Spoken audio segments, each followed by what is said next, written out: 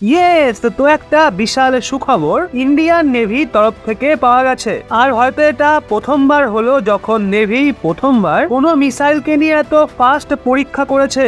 আগে হ্যাঁ বন্ধুরা, কথাটা মিসাইল পরীক্ষা নিয়েই হচ্ছে, কিন্তু যেইভাবেই মিসাইল টেস্ট করা হয় সেটা হিংসুটে প্রতিবেশী সহ অর্ধেক ইউরোপকে হতবাক করে দিয়েছে। ডিআরডিওর বিজ্ঞানীরা মিসাইলে এমন কি পার্টস লাগায় যার জন্য ভারতীয় মিসাইলের স্পিড মাপা মুশকিল হয়ে দাঁড়িয়েছে।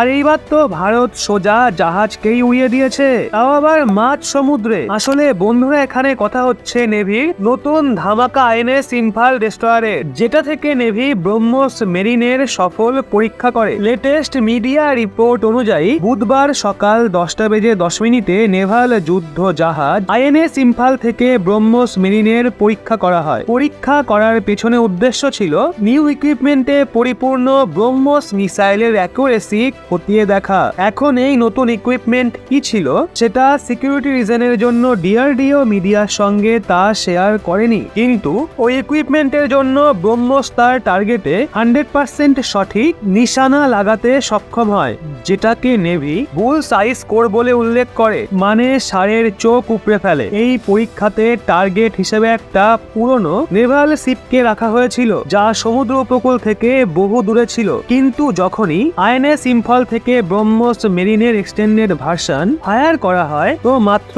90 সেকেন্ডে ব্রহ্মোস সমুদ্রে রাখা দামি জাহাজকে টার্গেট হিসেবে সিলেক্ট করে সেটাকে পুরো ধ্বংস করে দেয়। আগে হ্যাঁ বন্ধুরা, এই পুরো পরীক্ষাটা মাত্র 90 সেকেন্ডের ছিল। মানে আপনারা ভাবতে পারছেন ব্রহ্মোস ফায়ার হওয়ার পর কত দ্রুত নিজের ম্যাক্সিমাম স্পিড অর্জন করে ফেলে। এত কম সময়ে শত্রু নিজেকে কিভাবে বাঁচাবে তারা তো ভাবার সময়টুকুও পাবে না। এর জন্যই তো ব্রহ্মোস ওয়ার্ল্ড ফাস্টেস্ট ক্রুজ মিসাইলের খেতাব অর্জন করেছে। এখন যেই জাহাজ থেকে ব্রহ্মোসকে ফায়ার করা হয়েছে তার স্পেসিফিকেশনের কথা বললে আইএনএস ইম্ফল 7400 টন ডিসপ্লেসমেন্ট সম্পন্ন একটা বড় যুদ্ধ জাহাজ।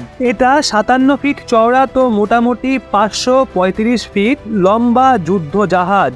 এটা ডিজেল ইলেকট্রিক শিপ, যার জন্য জলের মধ্যেও 56 কিলোমিটার প্রতি ঘন্টার গতিতে ছোটে। আর একে যদি 30 কিলোমিটার প্রতি ঘন্টার গতিতে চালানো হয় তো সেটা একটা সময়ে 15,000 কিলোমিটার দূরত্ব অতিক্রম করতে পারবে। মানে টানা 45টা দিন সমুদ্র উপকূলে না এসেই এটা সমুদ্রে চলতে পারবে। ওয়েপেন্স এর কথা যদি বলি তো এতে 32টা বারাক 8 মিসাইল এবং 16টা ব্রহ্মোস মিসাইলের লঞ্চার রয়েছে। এছাড়া এতে 4টে টর্পেডো টিউব, 2টো অ্যান্টি সাবমেরিন রকেট লঞ্চার, একটা অটো মেলারা নেভাল গান, 4টে AK-630 প্রোজিন ওয়েপেন সিস্টেম এবং 2টো রিমোট কন্ট্রোল গান লাগানো আছে। আর এই পুরো জাহাজে 50 জন নেভি অফিসার এবং 250 নৌসেনা মোতায়েন থাকতে পারে। মানে এটা একটা ফুললি হাতিয়ারে ভরা গুদাম, যেটা ভারত মহাসাগরের সুরক্ষার উদ্দেশ্যে সদ্যই নেভিকে সঁপে দেওয়া হয়েছে। আর এমন 11টা ডেস্ট্রয়ার নেভি বর্তমানে অপারেট করে। তো বন্ধুরা, ব্রহ্মোসের এই সফল পরীক্ষার জন্য